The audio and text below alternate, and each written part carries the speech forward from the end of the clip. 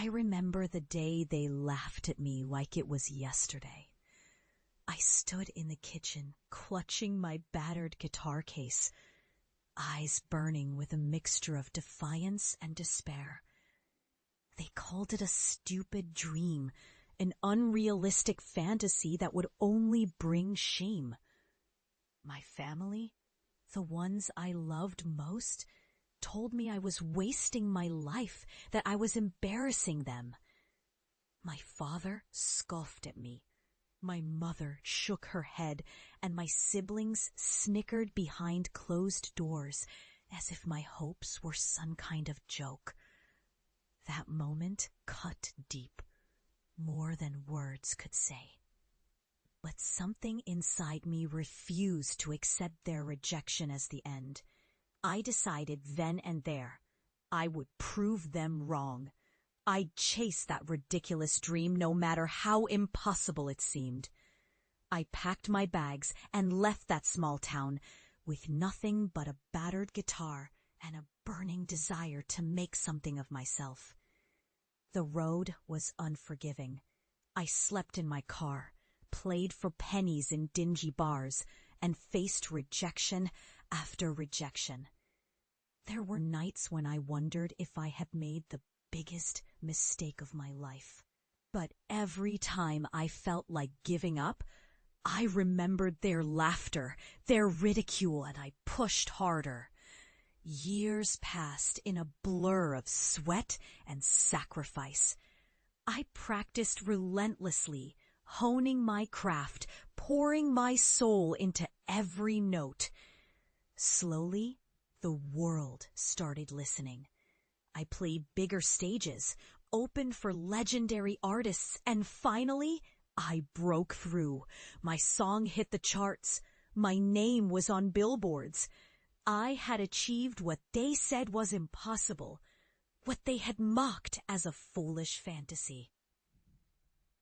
And yet, no matter how high I soared, I carried their words with me, fuel for my fire, a reminder of where I came from and how far I'd come. But I knew I had to go home, not just to visit, but to show them the man I'd become. So I returned, a different person, not just in fame, but in strength. I arrived unannounced, pulling into that same small town as a stranger, yet also as someone who had proven everything they doubted wrong. The day I decided to confront them, I parked outside the house where I grew up. My heart pounded like a drum in my chest. I stepped out, my name now a household word, my face recognized by everyone. I walked toward the front door, my past, and knocked. They answered, eyes wide with disbelief. My father's jaw tightened, my mother's eyes welled with tears, and my siblings stared in stunned silence. I looked at them, not with anger, but with a quiet, commanding presence. I'm home, I said softly, and I've come to show you what your doubt couldn't destroy. I've made it. All the ridicule, all the shame, they were just fuel. Well done, I did what you said I couldn't. I proved that my dreams weren't ridiculous. They were necessary. They looked at me as if I were a ghost from their worst fears come to life. But I wasn't finished. I walked into the living room, where the old family photos lined the walls, images of a boy with a guitar. Dreams still alive in those innocent eyes. I took a deep breath, then turned to face them all. My voice, steady and unwavering, echoed through the room. I could have let your words break me.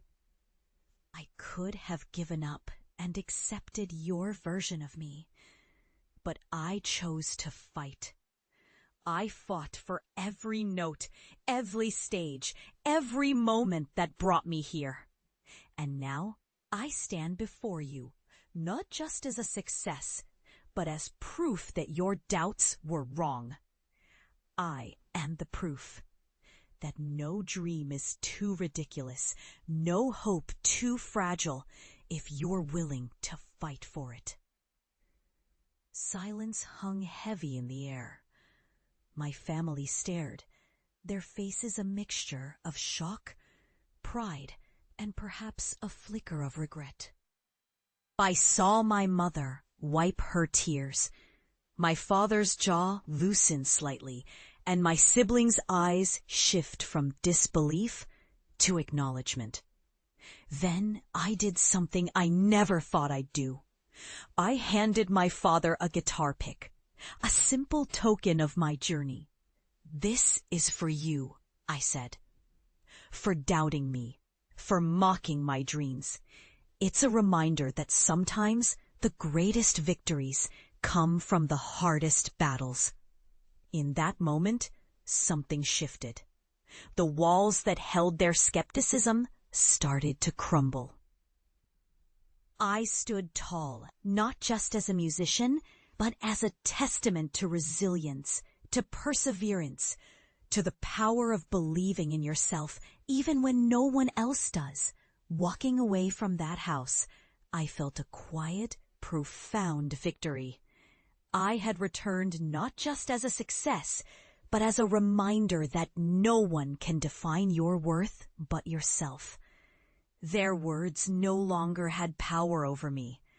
I was living proof that even the most absurd dreams can become reality if you're willing to fight for them. And as I drove away that day, I knew I had finally, truly redeemed myself. Not just for me, but for every dreamer who's ever been told they're wasting their time. Because sometimes the greatest revenge is simply standing tall and proving everyone wrong.